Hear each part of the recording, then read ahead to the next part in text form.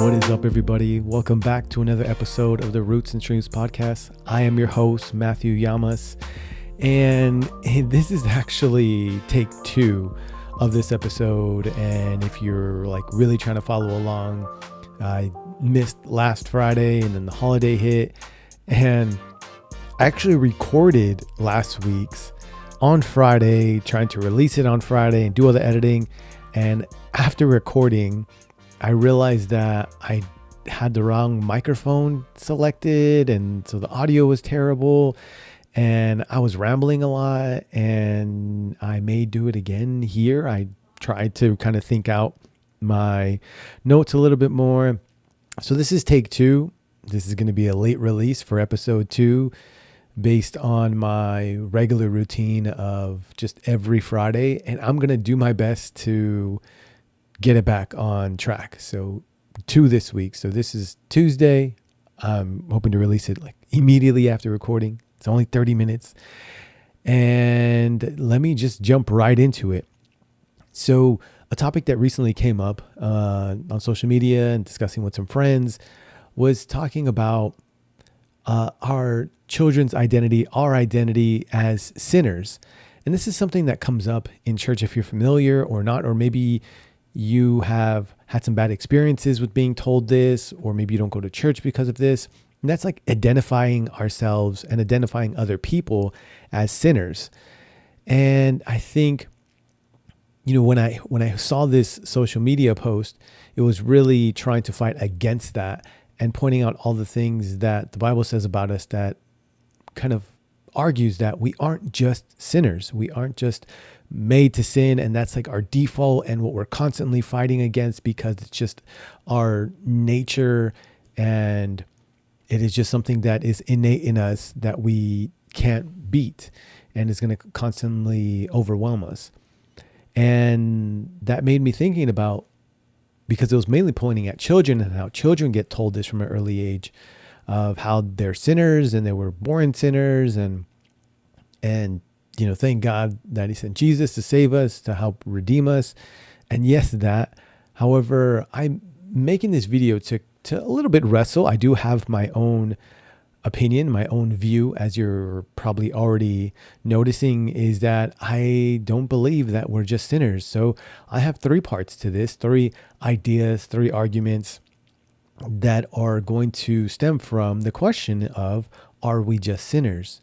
So the first one is, I went back and like, okay, how can I challenge this? And how can I have a little bit of, a solid argument against that? And first thing that came to mind is, who does God say we are?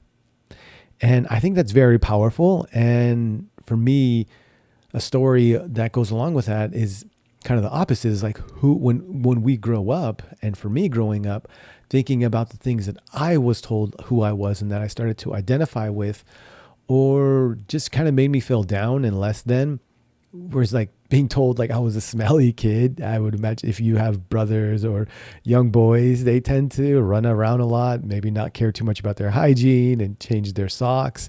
I remember going on like a camping trip when I was younger, and somebody, like an adult, called me feet. This is being vulnerable, guys. And that like stuck out to me. That was like one trip, one event, but somebody like giving me that name, and I get it. They were trying to be humorous.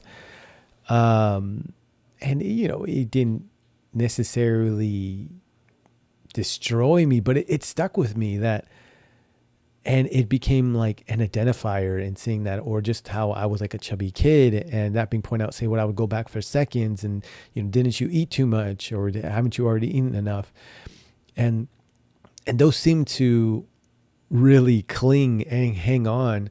And I think sometimes probably because when we're pointing out other people's like his downfalls or negative things or judging them, it's very apparent and they're very piercing. And so I think being told, that I smell and that I'm overweight, or even in school, how I was tardy a lot, but still did it good at school, that, I'm going to end up in jail or something. My mom really fought for me on that one. And just all these things that I'm being told, people really don't spend much time speaking into you, whether positive or negative. But if there's any kind of leaning towards more than 50% of the time, it's going to be when it's negative, because you're probably annoying that person. They have some fear in them about your future, or there's some power to telling somebody else about how bad they are. And it's like lifting themselves up. But I think, I wouldn't just say that positive things don't carry as much weight. I just think that maybe we aren't as intentional and as direct with positive and true things about people. And I say true and not just positive is because God says that we are very good. And if you are not familiar with the Bible at all, and if it holds any weight in your life, then you'll be glad to know that in the very first book, on the very first page, this is chapter 1 for sure, when God is creating everything, he's talking about creating the land, the plants, the animals, and he says, creating each one and the planets, that they are good. He declares them as good, and the day ends and he starts his work again.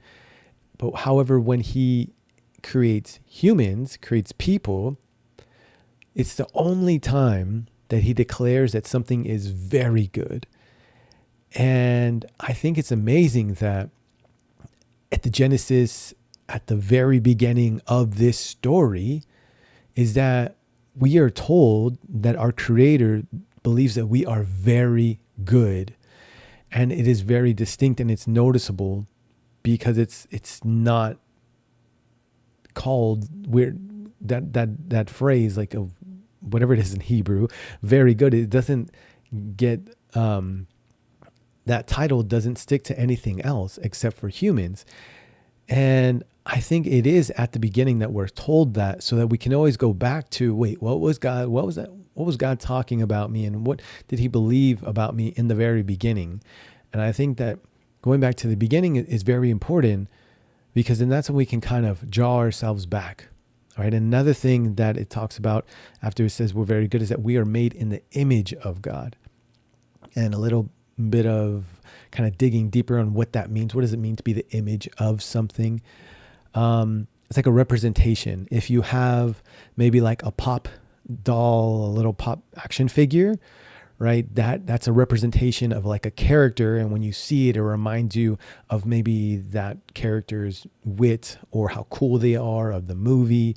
And there's like some connection there. And something that's kind of like an ancient idea of what an image of, say, a king or someone who's really powerful is, that there were actually people that would be given that title that were to rule, while the king maybe can just kind of sit back and relax, and that he would give somebody like kind of second in charge to him. And that person would be seen as the image of that king, and they had the same amount of rule, and hopefully, they can rule the exact same way that the king would, and they were given all the power and dominion that the king would, because they were just an image. They were kind of like an echo and a vessel that the king can use. And so God sees us as that same image of him, to be very loving, to be creative, to be just good and generous the same way he is in all of his creation. And it's abundant and just giving constantly. And so we are made to be images of him, and we have the not just made to be, we have the capability. And so when we remind ourselves, and okay, when I'm kind of feel lost, people are telling me who I am, and it doesn't feel very good, and I feel like I'm just dirty, and maybe I'm just going to be a failure. I think it's great that we can go back and wait, what does page 1 say? God, when he created me, he said, I'm very good. I made us in his image. I have this power through him to echo and be a reflection of his goodness. And I think that is probably more often what we should be looking at than the fact that we're just sinners. And I know not too long after is when sin comes into play, and there's the fall, and we are capable of doing bad things and doing evil things. However, it's not flat.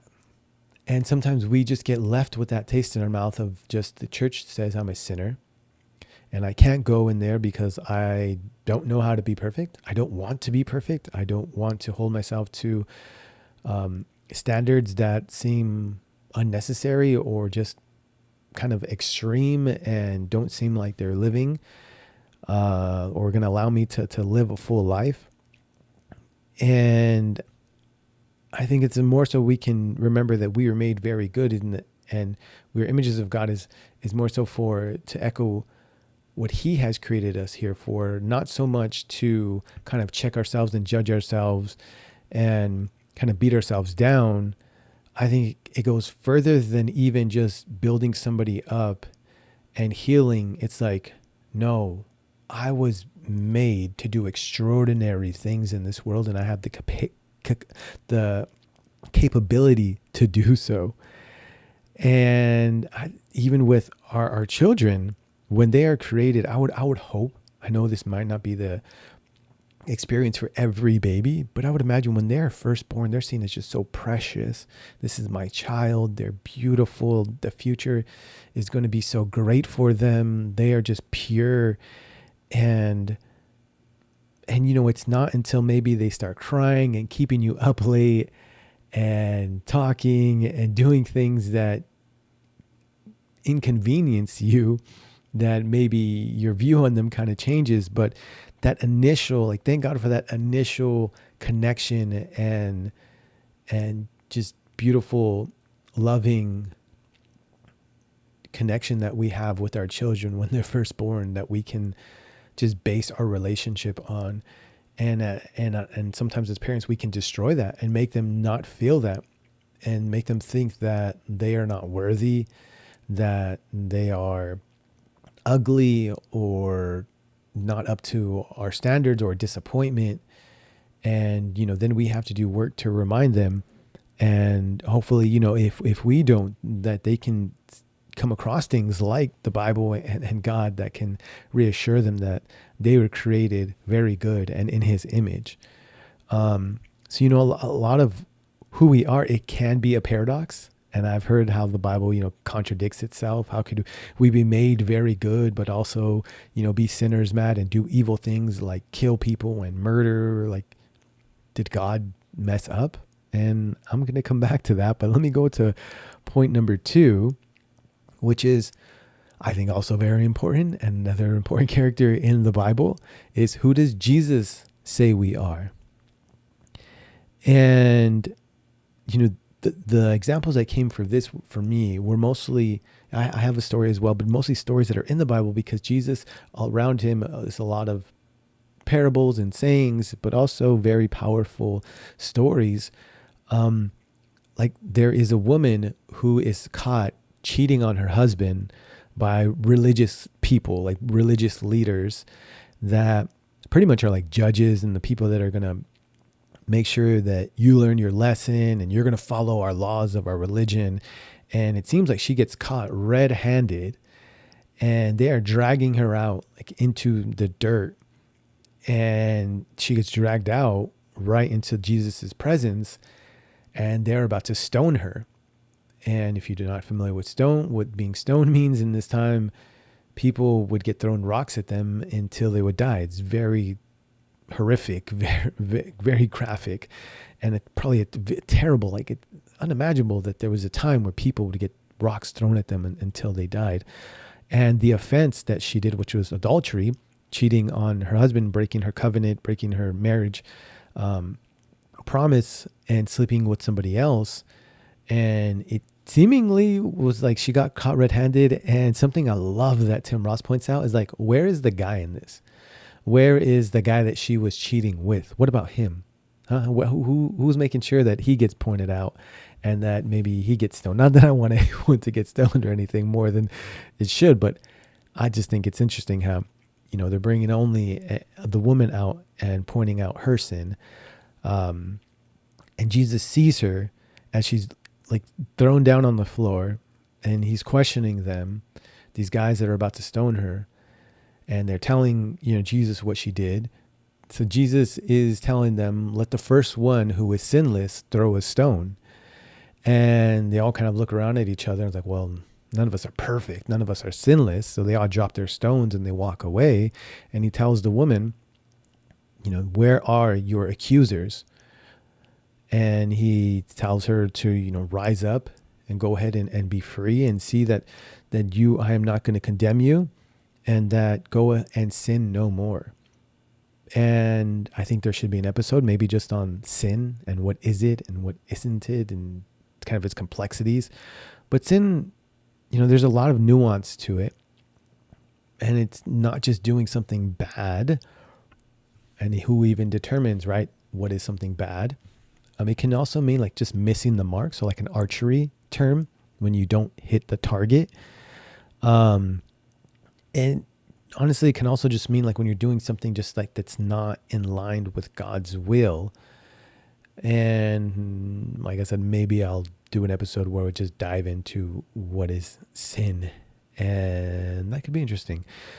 And I think so in this, Jesus is telling her when he says, don't sin anymore, he's telling her like, change your direction, change your pattern. Don't go and do this again, right? You've seen where this has brought you to near death. This has brought you to being accused, and he doesn't tell her like, you cheater, you disgusting woman.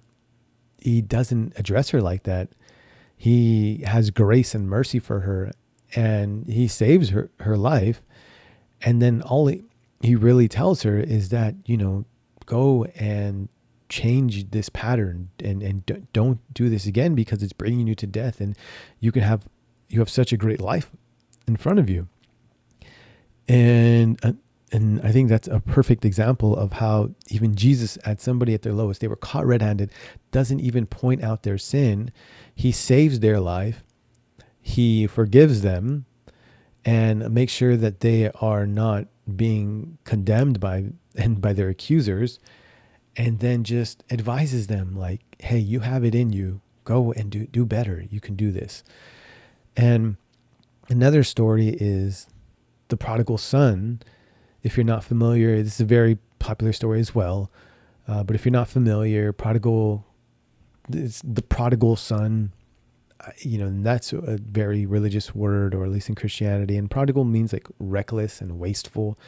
And it's a story about this son who is really well off, and he has an inheritance coming his way, and he lives with his father who is, really well off. So he lives a great life. But the boy kind of wants to go and do his own thing. He's probably maybe like a late teenager or something, or a young man, and sees things of the world and just wants to go and party and spend his money and buy things.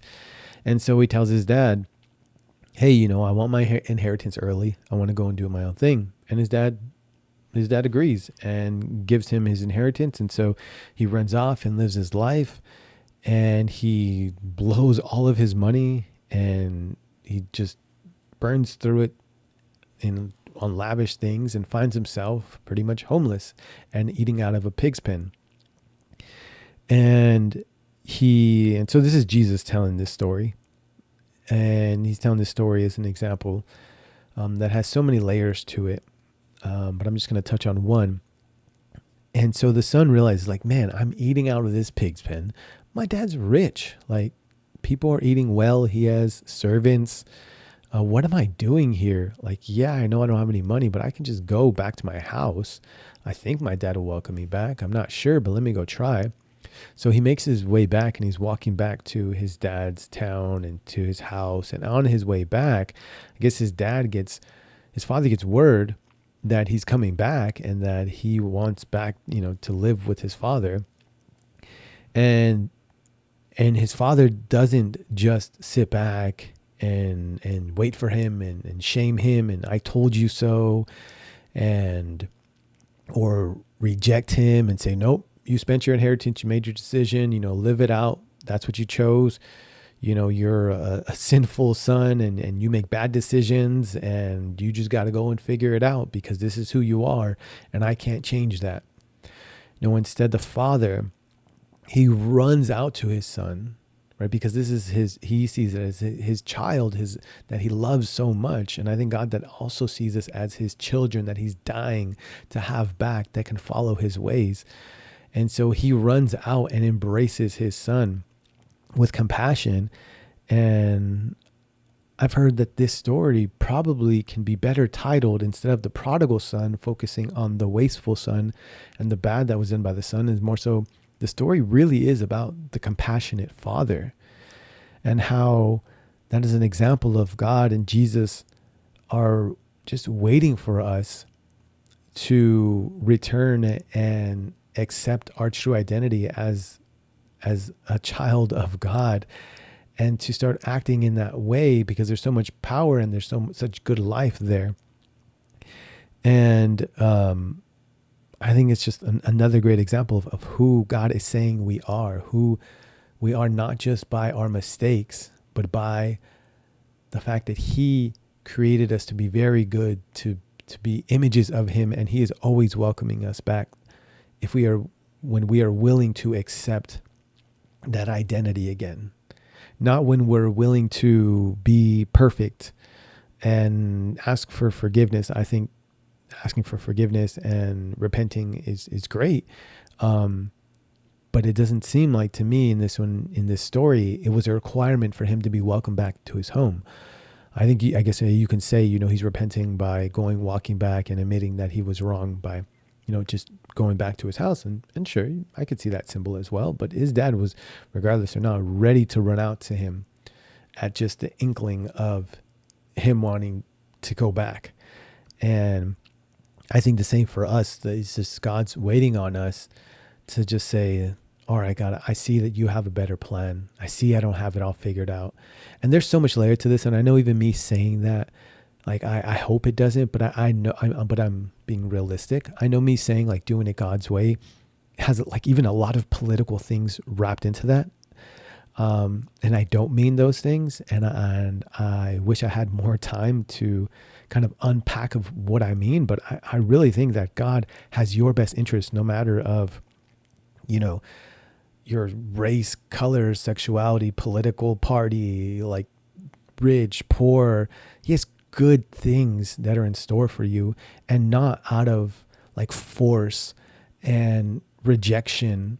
Like, I am trying to say the exact opposite, that God wants us to come to him exactly how we are, and just allow ourselves to be led by his spirit, and led by, even through people, through counsel, which I'm big on. I think God can use people as vessels to help speak wisdom into us, which I know I have to get better at. So I think that's who Jesus is trying to say about us, that we are children of the Most High God, and he is waiting for us to say, hey, God, I want back in the family. And Jesus, his whole mission was to die on the cross to redeem everybody, not just Israel and not just Jewish people, but to redeem and to be a welcome invitation back to being very good, back to being images of God that are capable, and God has a plan for it, to being used to be demonstrations and vessels of his goodness and his generosity and love on this earth. And we are all capable of that. We are much more than just sinners. And he is calling us back to be that. The third point that I have is how I believe, and you're already seeing and being pointed out, is how we are capable of sin, but we're not made for sin. And an example of that comes to mind is, I do a lot of cooking, and I love having a very sharp knife. Just for your information, very sharp knives in the kitchen are actually safer than dull knives. Right? If I'm cutting, and typically I hold something and I kind of cut as I'm holding, if I have a dull knife, it's likely to wiggle over and maybe just make me slip, and it's not going to cut through tomato skin, which I hate cutting through tomato skin, because you need to have a very sharp knife, and it may slip, right? And it's going to maybe land on my finger. And so a very sharp knife is going to be precise where you want it, and a very sharp knife, and that is made well and made for that task, is going to be a great tool, and I believe is one of the best tools to help cooking a delicious meal. And that's precisely what it was made for, right? The weight of the handle. A good knife is supposed to be, a specific amount, so it feels good in the hand. Even some of the ridges, like knives are made specifically, like each one for their task, to be really good at the specific thing that it is made for cutting bread, for slicing meat, for deboning things, for chopping up like cooked meat. There's a lot of knives, and they all have their specific task and specific job that they are made for. And knives are also synonymous. That's, oh dang, got tongue tied on that one. But are just also known for, very much so, for being dangerous and for being tools of murder, even maybe just cliche or cheesy wise. Like we think of Scream, right? What's the knife is the weapon that comes with that costume and what's used in the movie.